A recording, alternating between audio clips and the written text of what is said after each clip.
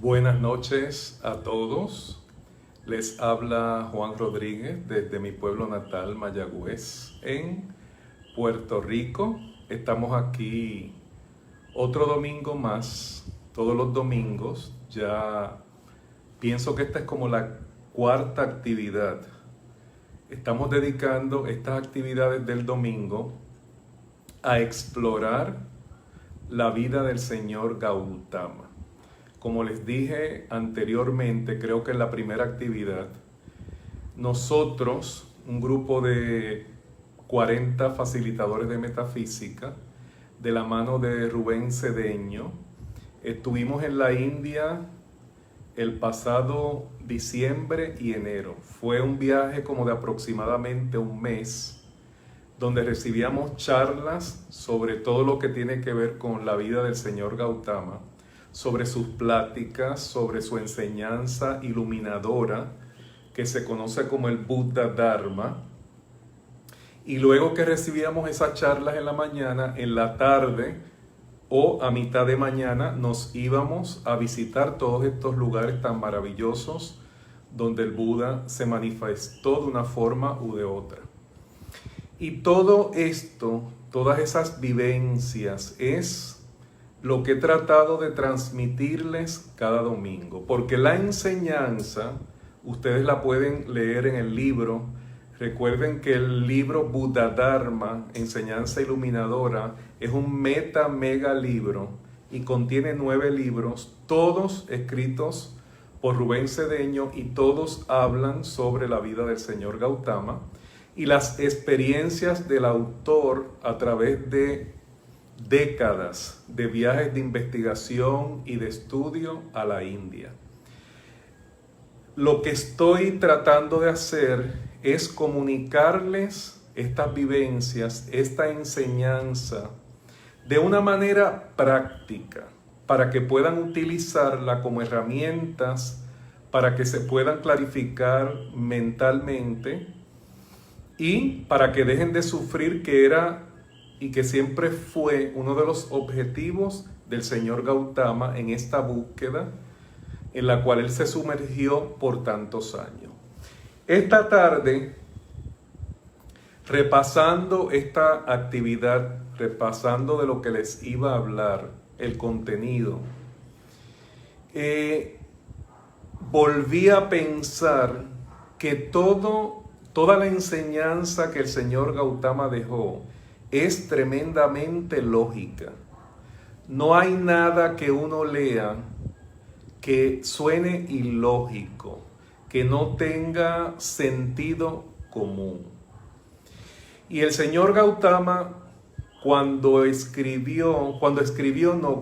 habló de todas estas cosas, lo hizo de una manera universal para que miles de años después, recuerden que esto sucede hace casi 2500 años atrás, para que miles de años después todos nosotros tuviéramos estas enseñanzas en la mano y no importara dónde uno viviera, de qué país fuera, qué idioma hablara, a qué religión perteneciera o practicara, nos podía servir a todo el mundo. Es una enseñanza universal, es una enseñanza práctica, es una enseñanza lógica, y uno, según la va comprendiendo a través de los años, la va convirtiendo en herramientas prácticas para dejar de sufrir. Porque algo que él hizo claramente y dejó detalladamente fue las causas del sufrimiento y cómo nosotros podíamos dejar de sufrir. De todo eso vamos a hablar un poquito esta noche y le tengo varias sorpresas y todas son buenas noticias. Entonces, vamos a comenzar esta actividad escuchando la llave tonal del señor Gautama, que se encuentra en un área conocida como Canción de la India, Son of India. Es un área para tenor de la ópera Sadko, compuesta por el ruso Rimsky-Korsakov. Así que vamos a deleitarnos en esta música maravillosa. Pueden dejar sus ojos abiertos, cerrados, como ustedes quieran.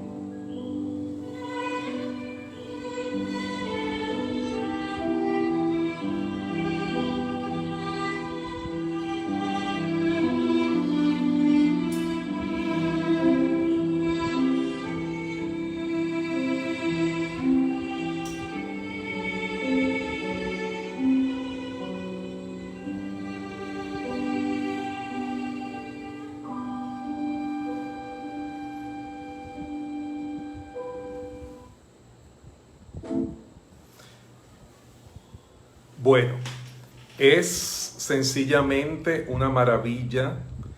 Esta versión es instrumental, pero esto es un aria para tenor de la ópera Sadko del compositor ruso Rimsky-Korsakov, Canción de la India, llave tonal del señor Gautama. Les he puesto en la pantalla el nuevo libro de las llaves tonales con su explicación. Esto también está puesto en el muro del Grupo Metafísico de Nueva York y en mi muro personal, Juan Rodríguez.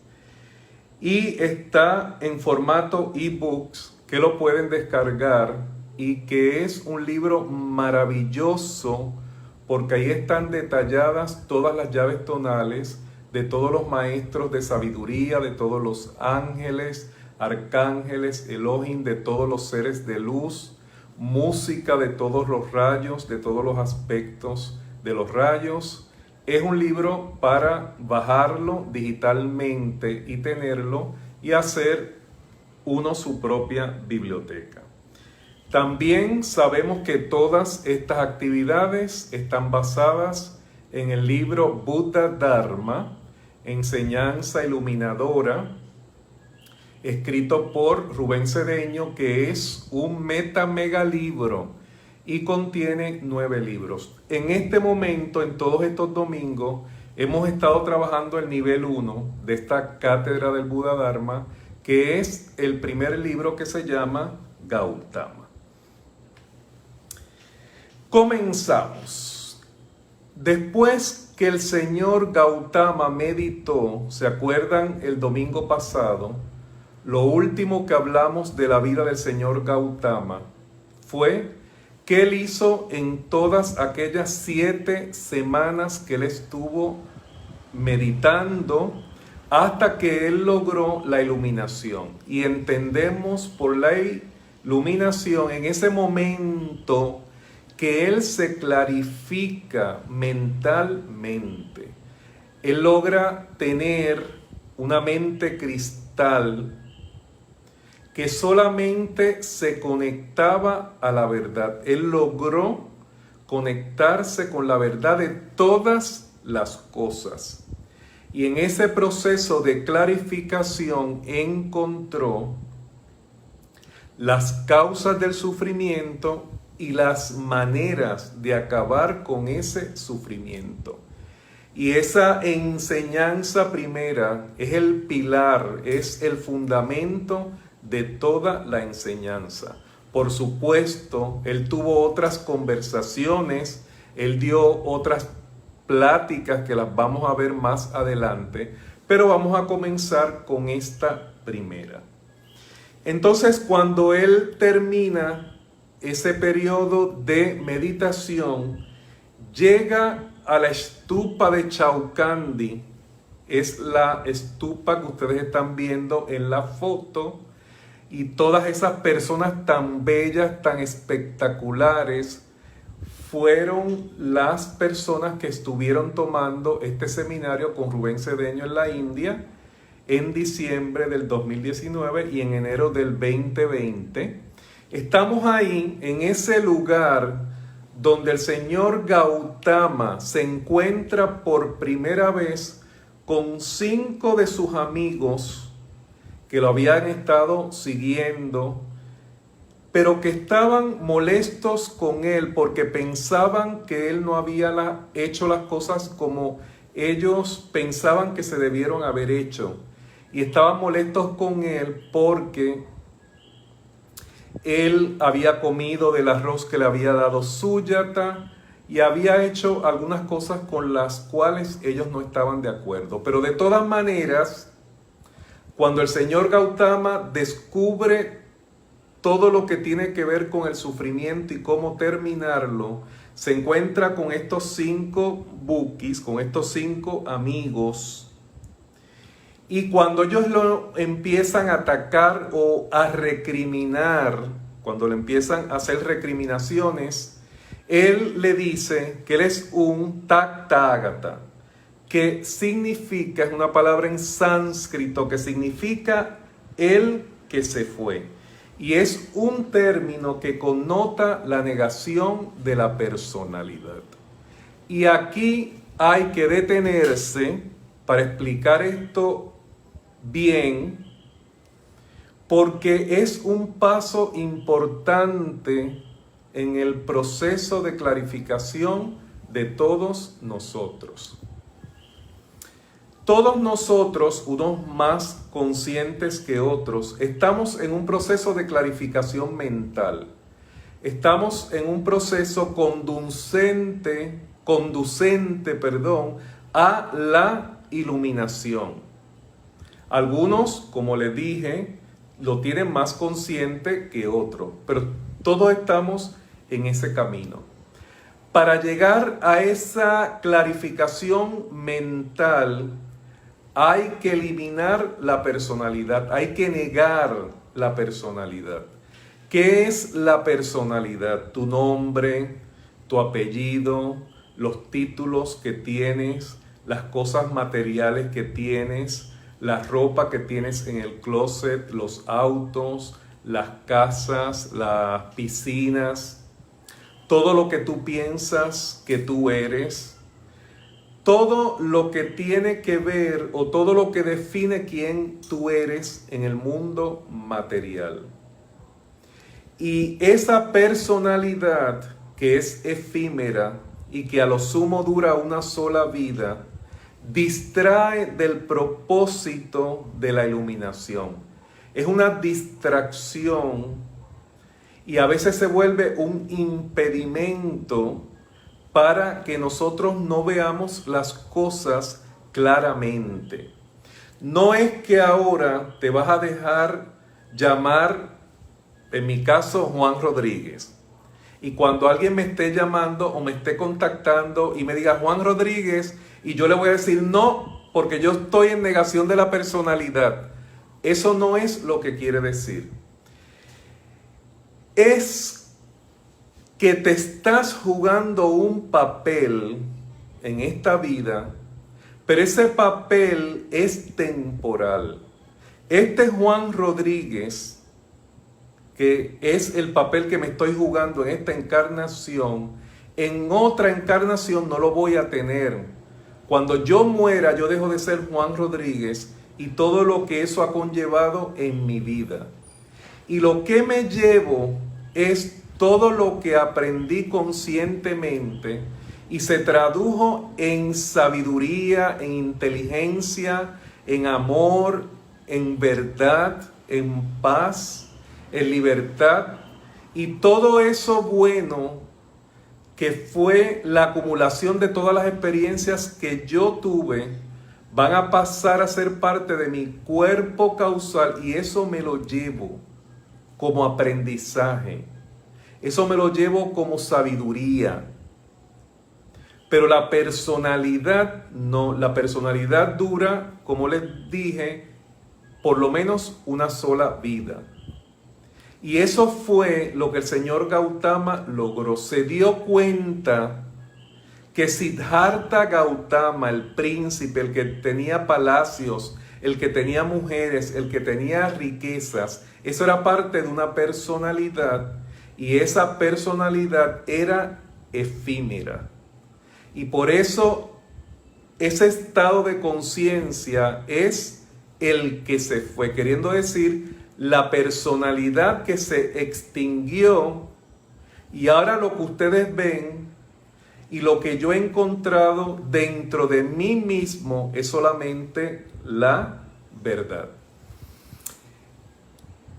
Les voy a contar algo cómico, bueno, creo que es cómico, y fue que unos vecinos me recomendaron que me metiera a un website, a un sitio para conocer gente. Ustedes saben que eso está pues muy de moda.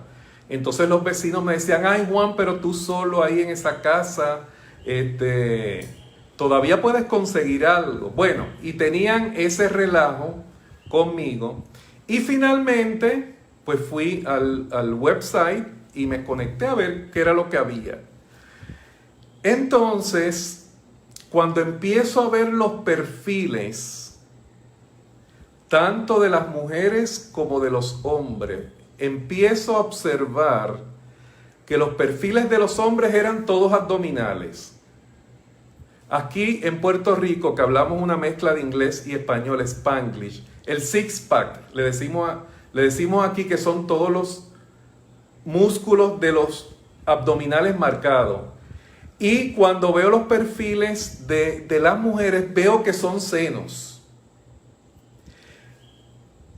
Y me quedo así como sorprendido, y después de ver varios perfiles, me digo, yo estaba solo y me digo, pero no sabía ahora que la mente se había trasladado para el abdomen y para los senos. Porque mi primera reacción fue que uno cuando conoce a una persona lo primero que hace es hablar, no sé, tomarse un café, si alguien bebe pues se da un vinito, no sé, por lo menos me doy un café y tienes esta conversación, pero me doy cuenta que los tiempos han cambiado.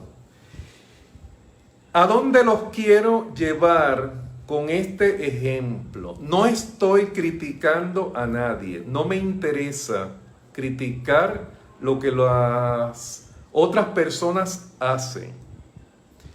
Pero el cuerpo que tú tienes, como es lo único que se ve, porque fíjense que los pensamientos no se ven, los sentimientos no se ven, las emociones no se ven. La gente ha pensado por años que el cuerpo es lo que perdura, que el cuerpo es lo más importante. El cuerpo es importante porque dentro de ese cuerpo está, por ejemplo, el corazón que nos da la vida. Y el cuerpo es el templo del alma, del poder espiritual, no cabe dudas. Y para estar encarnados se necesita un cuerpo físico. Y ese cuerpo, y estoy muy de acuerdo, hay que cuidarlo, hay que alimentarlo bien para que funcione armoniosamente y uno logre todos estos procesos hasta llegar a la clarificación mental. Pero no es que nos vamos a abocar a adorar a ese cuerpo y a olvidarnos de la parte más importante, que es la parte del nutrir el alma, del descubrir el poder espiritual. Pero no estoy criticando a nadie. El que quiera tener esos perfiles fabulosos, espectaculares, los puede tener y no pasa nada.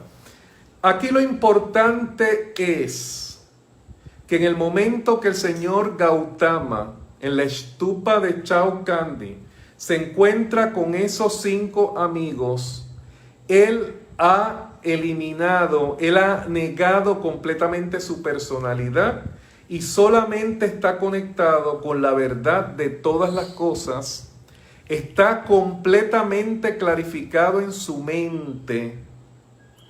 Y esa enseñanza de lo que él aprendió es lo que él comienza a dar, a ofrecerle a estos amigos. Fíjense lo que él dice, estas son las propias palabras del señor Gautama. No me traten así porque ya soy un Tathagata que ha descubierto la realidad de las cosas, que es lo que les estaba explicando. He puesto esta imagen aquí para ver si les puedo explicar un poco este proceso, que es que a medida que tú vas madurando, no necesariamente creciendo físicamente, por ejemplo en altura, a medida que tú vas madurando interiormente, tú vas cambiando. Y lo que hacías antes, ya puede ser que no lo hagas ahora. Y las cosas que te divertían antes, quizás ya no te divierten. Y las cosas que tú pensabas que eran de gran beneficio para ti, en este momento ya no las ves tan beneficiosas. En otras palabras, a medida que creces, que maduras mentalmente, psicológicamente, emocionalmente, vas descartando de tu vida todo aquello que no es beneficio para ti, que no trae beneficios a tu vida. Y te vas moviendo, ya sea por instrucción que recibes, o por intuición, o por la práctica de toda esta enseñanza, te vas moviendo por unos caminos que sabes te van a conducir a un mejor estado mental. Cuando tenía 18, 19, 20 años, aunque ustedes no lo crean, iba a las discotecas miércoles, jueves, viernes, sábado y domingo sin fallar. No estoy exagerando. El miércoles, en la ciudad universitaria donde yo vivía, abrían las discotecas y empezaba miércoles, jueves, viernes, sábado y domingo sin fallar todas esas noches. Era feliz. Hice un grupo de amigos espectacular. Todos nos encontrábamos allí, la pasábamos súper bien. Pero llegó el momento, al pasar los años, que estar en las discotecas me comenzó a aburrir. Y no quería estar allí. Y no sentía la felicidad que sentía al ir cuando tenía 18 años. Y esa felicidad que yo sentía allí, la empecé a buscar en otras actividades, haciendo otras cosas. Y por supuesto las amistades comenzaron a cambiar, todo comenzó a cambiar. Y me comencé a dar cuenta que así es la vida. Que según vas madurando en el interior, según van despertando todos esos aspectos de la divinidad que hay en ti, según vas despertando a ese poder espiritual que tienes, hay cosas que dejan de tener razón para ti. Y eso es perfecto. Eso mismo experimentó el señor Gautama cuando abandonó el palacio donde lo tenía absolutamente, estaba en un momento de su vida, de su proceso interior, donde ya tener esa riqueza y tener esa opulencia no le satisfacía. Además, ya había descubierto la existencia del sufrimiento y quería abocarse a buscar las causas de ese sufrimiento para poderlas eliminar.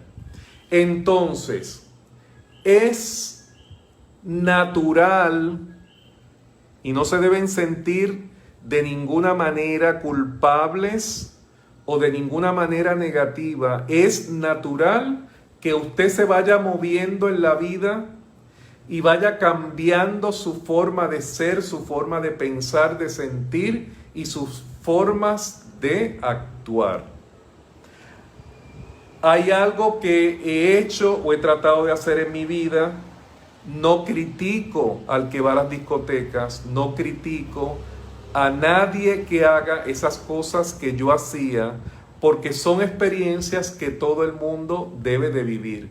El señor Gautama nunca miró a nadie y lo criticó o lo castigó por estar haciendo algo que él ya sabía que no se debía hacer, porque cada cual tiene un proceso de crecimiento que es completamente diferente.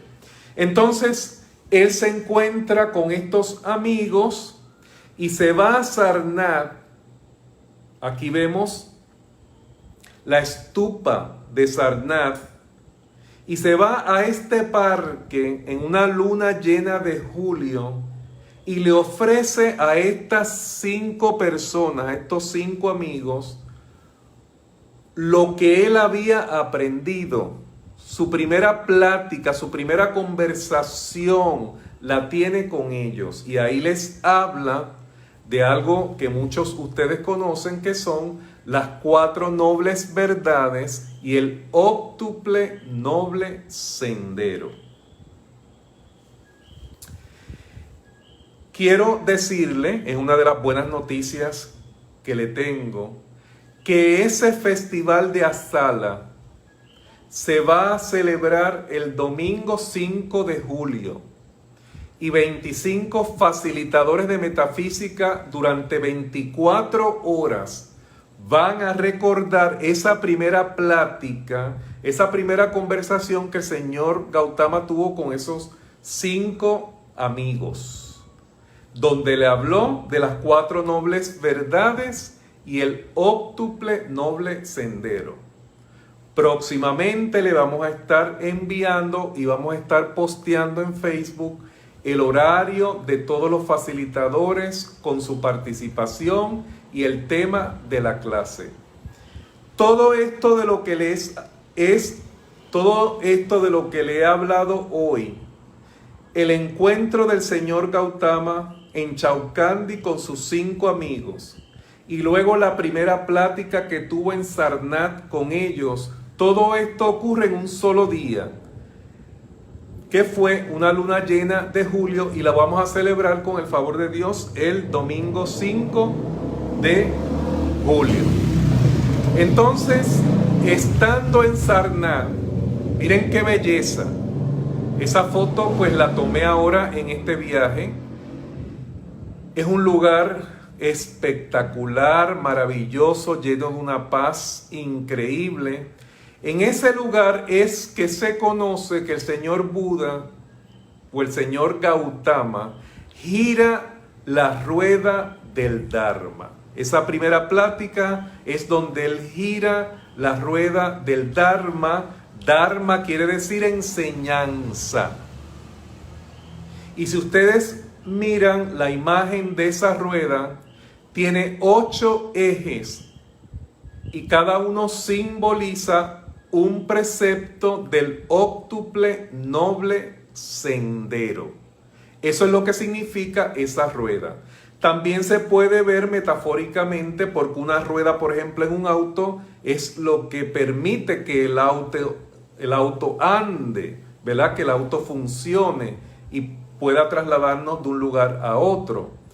Entonces, todo esto sucede en Sarnat.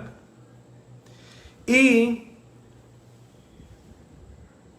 no por casualidad, sino por causalidad, la trisignia, que es el símbolo de la metafísica y que contiene todo lo que significa la metafísica, ustedes lo están viendo en pantalla.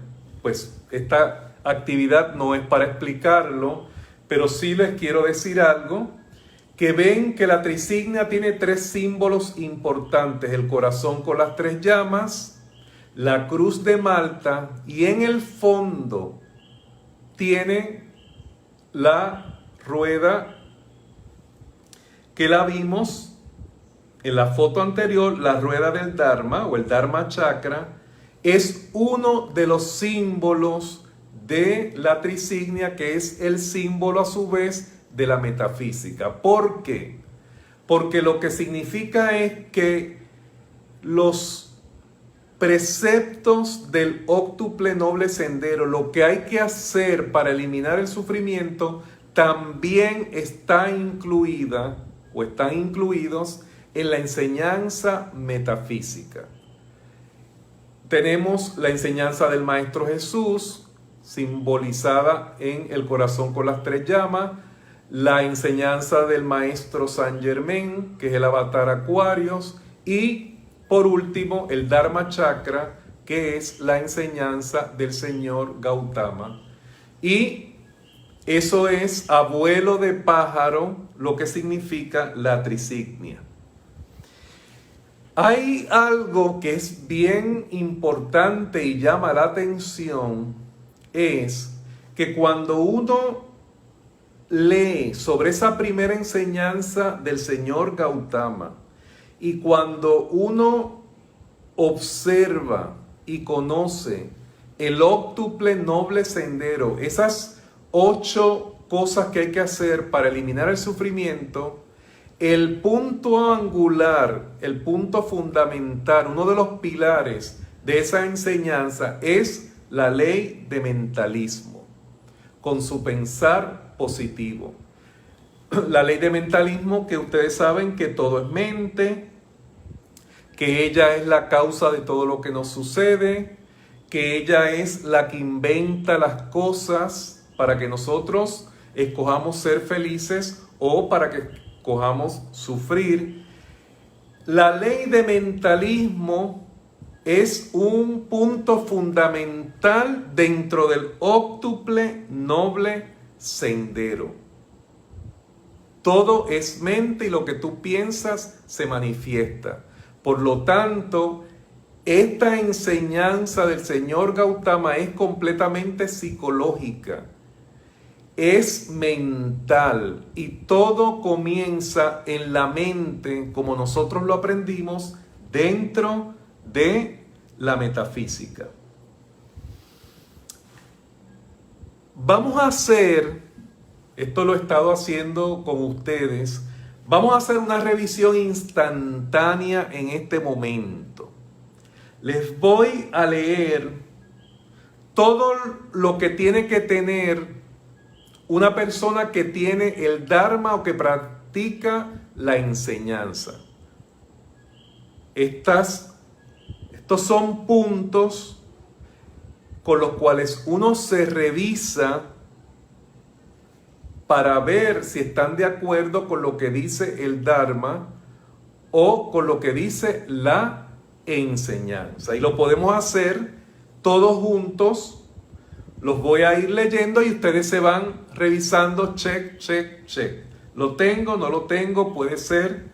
Por ejemplo, el que tiene la enseñanza la practica y la da. Si usted tiene la enseñanza, usted lo primero que hace es practicarla y después, poco a poco, todo lo que va aprendiendo lo va dando.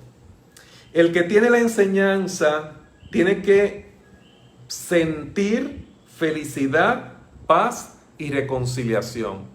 Una persona que practica la enseñanza es feliz, es pacífica y es reconciliadora. Esto no es que la gente va a hacer con usted lo que le da la gana. No. Pero independientemente de lo que la gente trate de hacer con usted, usted es feliz, usted tiene paz y usted es un instrumento de reconciliación y nunca de separación. Tiene una actitud sabia ante la vida. Una persona que tiene el Dharma también es afectiva, es simpática, es perdonadora, es amistosa con todo tipo de persona. No solamente con sus amigos, que ya conocen quién es usted o más o menos conocen parte de usted. No. La persona que tiene la enseñanza se relaciona bien con todo tipo de personas. Y si hay que perdonar, perdona. Si hay que ser afectivo, se es afectivo, es simpático y es amigable. Esa persona también es dadivosa, es opulente, es sonriente, está plena de vida. Llega a los lugares y deslumbra. Pero no porque tiene un vestido Prada o porque tiene una cartera Chanel. No, porque hay algo dentro de esa persona que practica la enseñanza que hace que se refleje en su interior todo lo maravilloso y toda la luz que lleva por dentro. Y es una persona también que vive sin abanderamientos ni etiquetas, no juzga, no etiqueta a las personas, trata a todo el mundo por igual.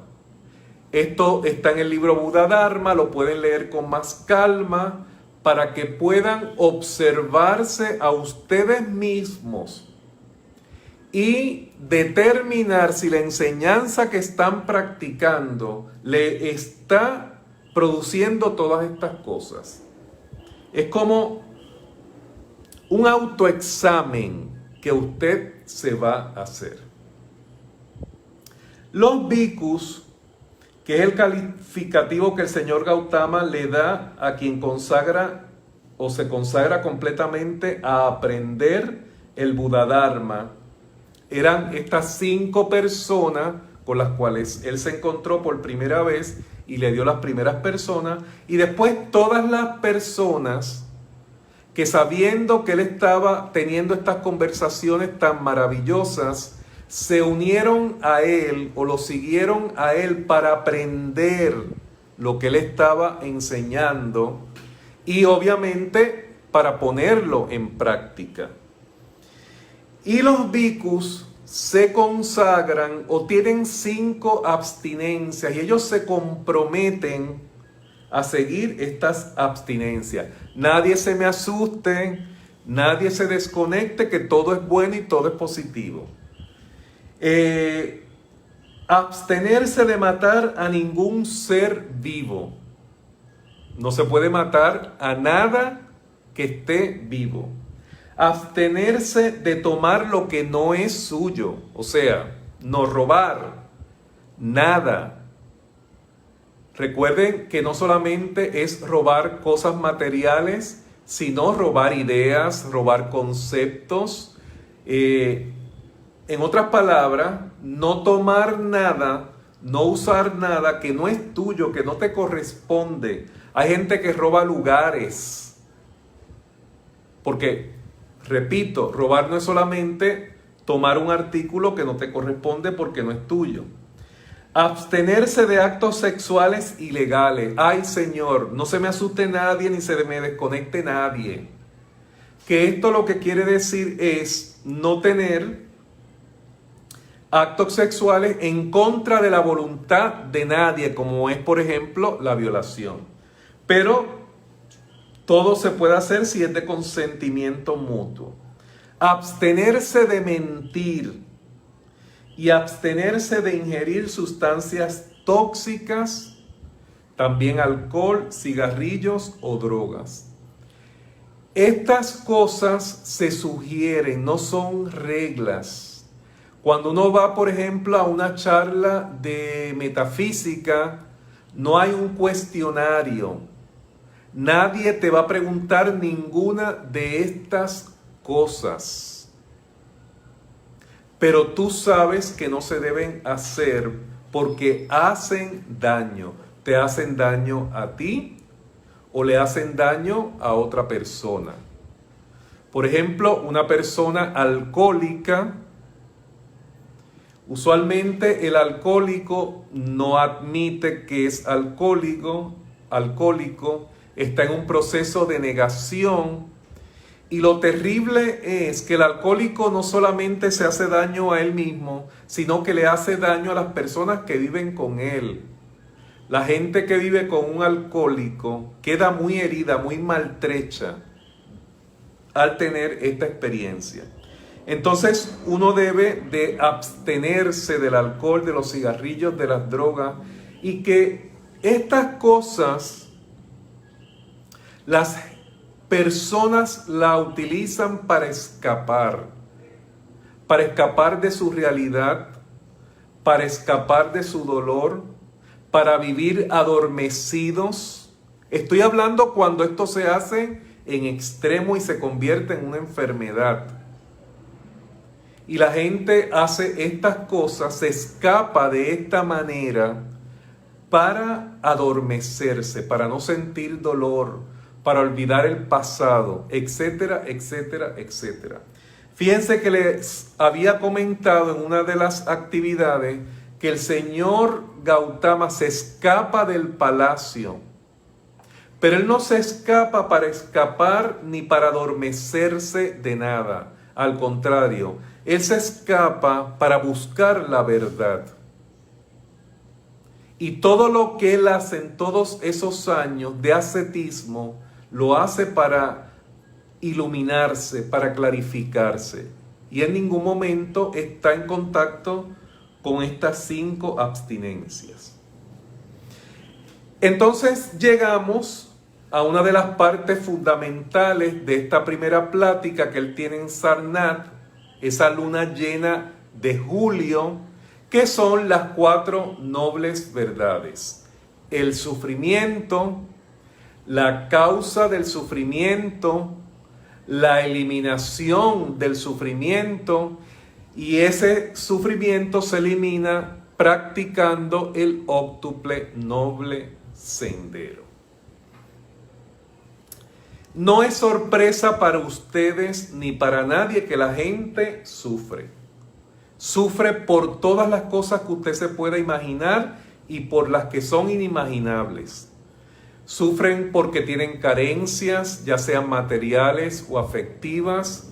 Sufren porque están casadas, sufren porque están solteras, sufren porque están viudas, sufren porque están encerradas en la casa ahora con la pandemia, pero también cuando no estaban encerradas porque no había pandemia y estaban libres también sufrían.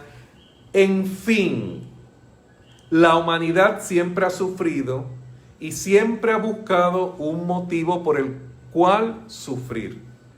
Pero existen unas causas del sufrimiento que ya las vamos a ver, que el señor Gautama descubrió y que son unas causas de sufrimiento universal que las puede experimentar todo el mundo.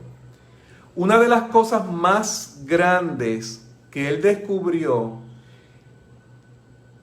fue cómo eliminar ese sufrimiento. ¿Qué hay que hacer para eliminar ese sufrimiento?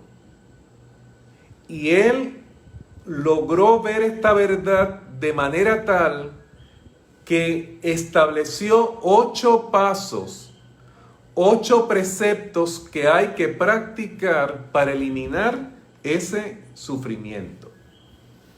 Entonces, ¿cuál es la causa general del sufrimiento? La ignorancia. La gente sufre porque está ignorando las cosas.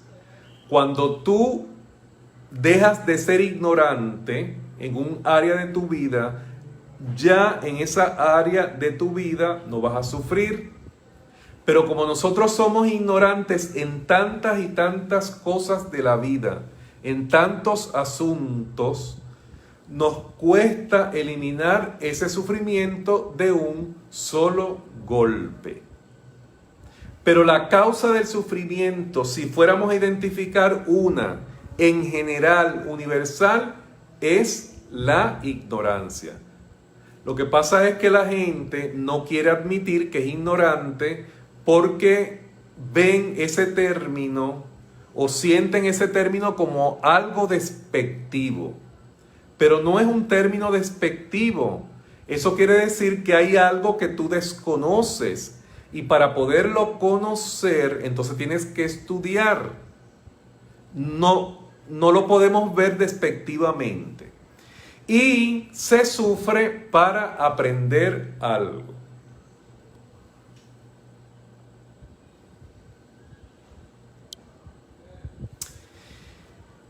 Es importante saber que hay cosas que vamos a aprender a través del sufrimiento y del dolor. No cabe dudas. Porque por causas que hemos generado en nuestra vida, obviamente causas negativas, en algunos momentos de nuestra existencia vamos a sufrir, entre comillas, vamos a experimentar unos golpes que la vida nos da, producto de lo que hemos hecho, producto de esas causas que hemos generado. Pero cuando ese golpe pasa, cuando eso sucede, entonces nos quedamos con algo importante que hemos aprendido.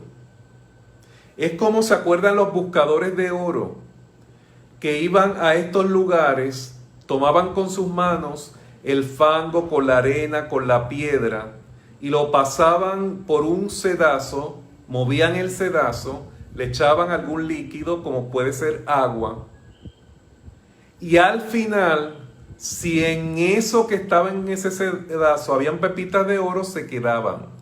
Pero para poder ver esas pepitas de oro, había que poner en el sedazo todo, la tierra, las piedras, el agua, el fango, el barro. Pero al final el producto era bueno. Asimismo nos sucede a nosotros. Pero también les quiero decir que no todo el aprendizaje viene a través de un sufrimiento. Hay cosas que nos toca aprender donde no tenemos que sufrir o para las cuales no tenemos que sufrir. Por ejemplo, cuando estuve en la universidad y pasé todos esos años en la universidad, mis años, yo les llamo mis años gloriosos, mis años de oro, espectaculares, fue una experiencia maravillosa. Y todo lo que aprendí fue con facilidad, fue muy fácil y me lo disfruté. El aprendizaje viene a través de diferentes formas y depende de las causas que uno haya generado en su vida. Pero también como ya les expliqué, hay aprendizaje que viene a través de un sufrimiento o a través de un dolor.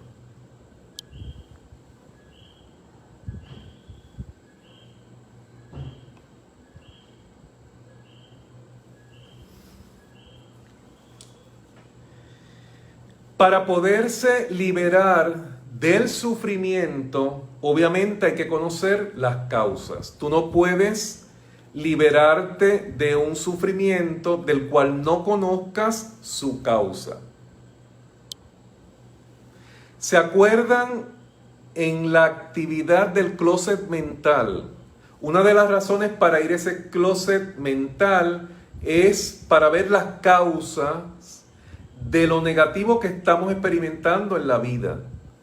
Porque, repito, no puedes eliminar un sufrimiento si no sabes qué es lo que lo está provocando verdaderamente.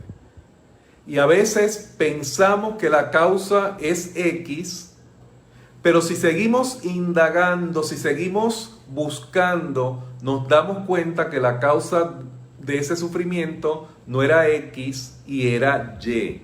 Entonces hay que ir a la mente donde se generan todas las causas para identificar las causas de lo que te hace sufrir y poderlas eliminar.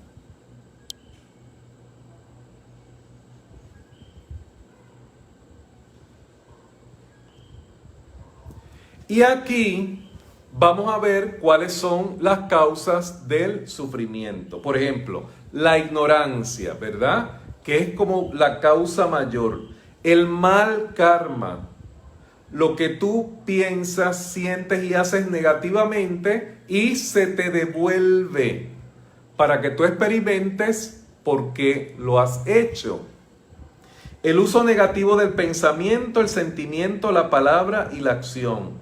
Todo lo que tú piensas, todo lo que tú sientes, lo que dices, cómo utilizas el verbo, cómo te conduces en la vida, tu comportamiento, todas esas son causas de sufrimiento si lo utilizas negativamente. Y los deseos, que ya también hemos hablado de eso, cuando deseas cosas que no te corresponden, cuando deseas cosas para las cuales no estás preparado, cuando deseas cosas que no te corresponden, estas son las causas del sufrimiento. Repetimos, la ignorancia, el mal karma, el uso negativo del pensamiento, el sentimiento, la palabra y la acción y los deseos. Y entonces llegamos a pues la parte más fabulosa, que es el noble óctuple sendero. Las 8 cosas que hay que practicar, por supuesto saber que hay que practicar, los 8 preceptos que hay que practicar para dejar de sufrir. Y hablar de todo esto a profundidad nos tomaría una actividad completa.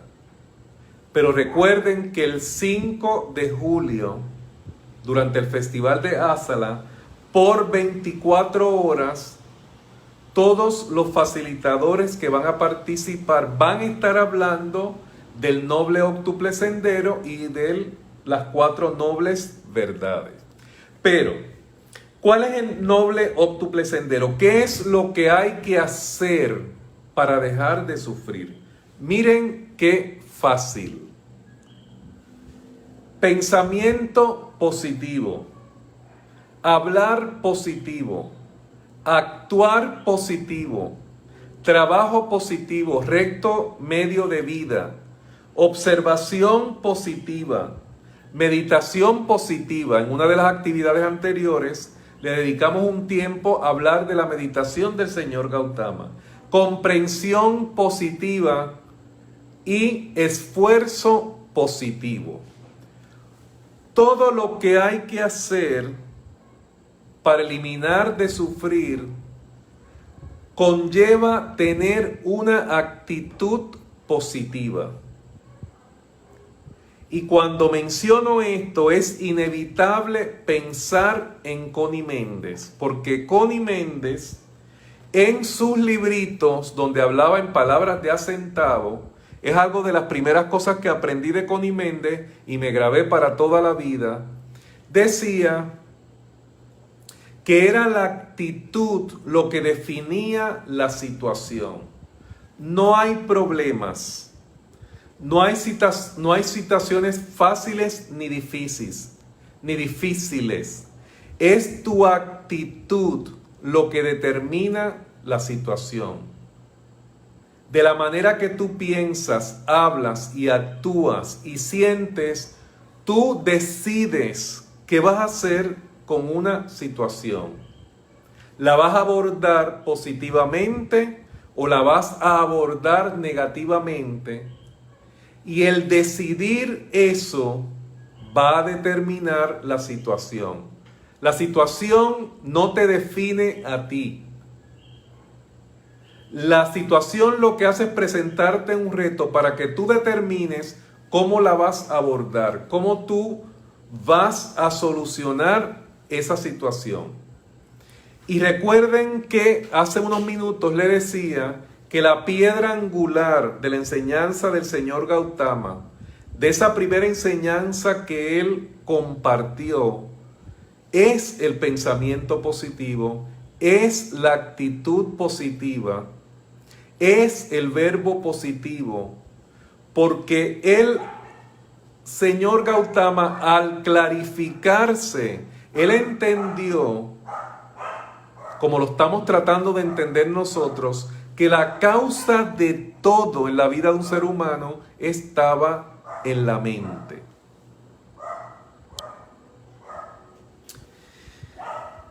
Tengo que hacer una pausa porque esto suena simple, es simple, intelectualmente se entiende.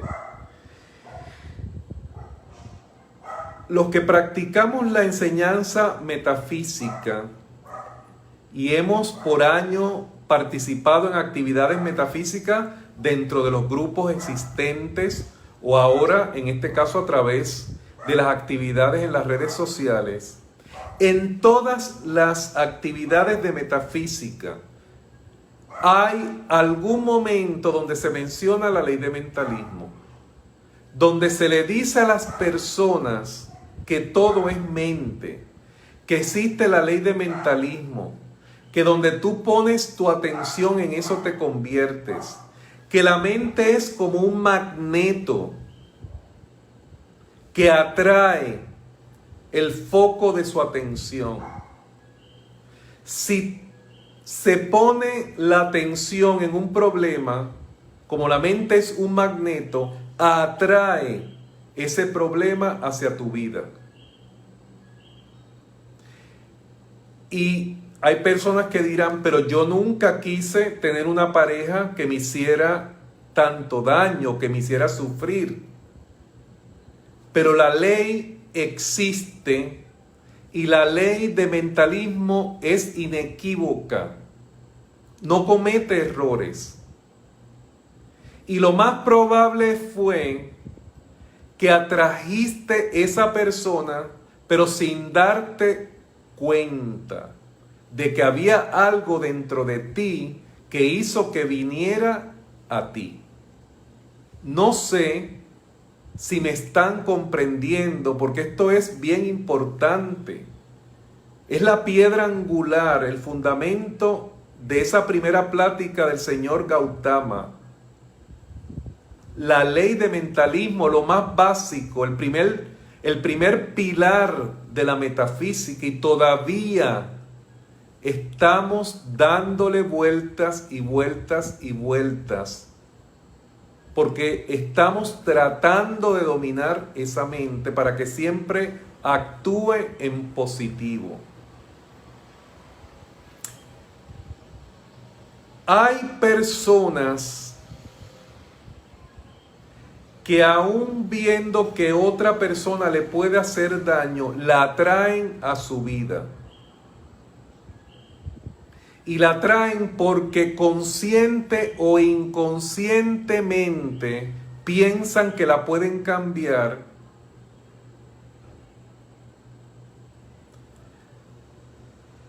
o que la pueden salvar.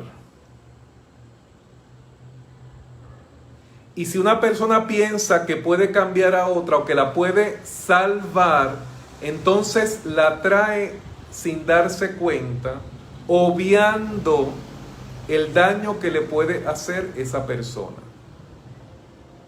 Les estoy poniendo un ejemplo muy común, pero muy dramático para que entiendan la importancia de estos tres primeros preceptos del noble óctuple sendero, que es pensar positivo, hablar positivo, porque lo que tú hablas se convierte en un decreto, eso viene,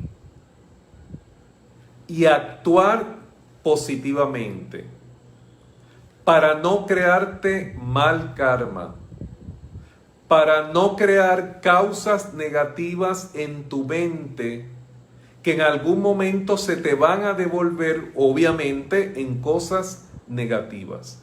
Así de importante es la ley de mentalismo, que su esencia está dentro del óctuple noble sendero. Y luego tenemos también como herramientas importantes de las cuales hemos hablado todos estos domingos, la observación, esa observación honesta, positiva, sincera de lo que hay dentro de ti, de lo que tú estás rodeado. Porque lo que te rodea habla de ti, la forma que tú vives, la forma que tú vistes, tus amistades hablan mucho de lo que eres, el trabajo que escogiste, la carrera profesional, si la tienes, la manera en que te ganas la vida, lo que lees, los programas de televisión, los documentales, las películas, todo eso habla de ti, de lo que eres. Por lo tanto, es importante observar todas estas cosas para tener una idea de lo que somos, una idea de lo que somos. A veces no es tan necesario preguntarle a otros cómo nos ven. Es que tenemos que observarnos de manera positiva, honesta, sincera, para tener una idea de lo que somos y de lo que nos hace falta desarrollar. El otro precepto importante es la meditación positiva, de la cual hablamos el domingo pasado, la comprensión positiva, saber cómo funciona la mente, qué hay en tu mente, cómo funcionan los sentimientos, cómo funciona tu cuerpo, qué hay después de la mente. Todo eso es importante. Las leyes que dominan la vida, los aspectos de la totalidad de la vida, todo eso es importante comprenderlo y luego de comprenderlo, practicarlo. Y no hay nada que se alcance en la vida si no hay un esfuerzo positivo, si no hay sacrificio.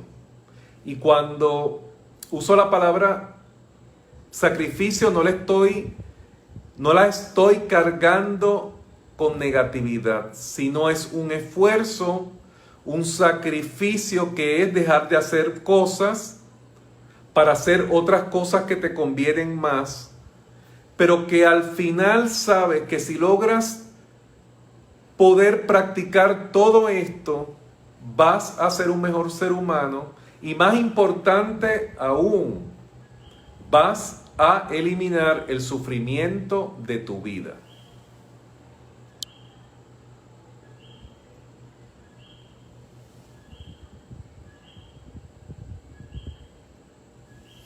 Entonces, aquí tienen la gráfica del noble óctuple sendero. Pensamiento positivo, hablar positivo, actuar positivo, trabajo positivo, observación positiva, meditación positiva, comprensión positiva y esfuerzo positivo. Tenemos las herramientas. Ahora lo que tenemos que hacer es ponerlas en práctica. Esta era la actividad de esta noche. Le recuerdo varias cosas, que ya salió el libro en ebook, formato ebook, de las llaves tonales, que lo pueden adquirir. En el cartel donde se está promocionando el libro de las llaves tonales, indica en los lugares que se puede conseguir que el 5 de julio, con el favor de Dios, por 24 horas, vamos a estar hablando de las 4 nobles verdades y el óctuple noble sendero, que es muy importante tener esta enseñanza clara para dejar de sufrir. Con el favor de Dios nos vemos el domingo que viene para seguir hablando de la enseñanza iluminadora. Que tengan buenas noches.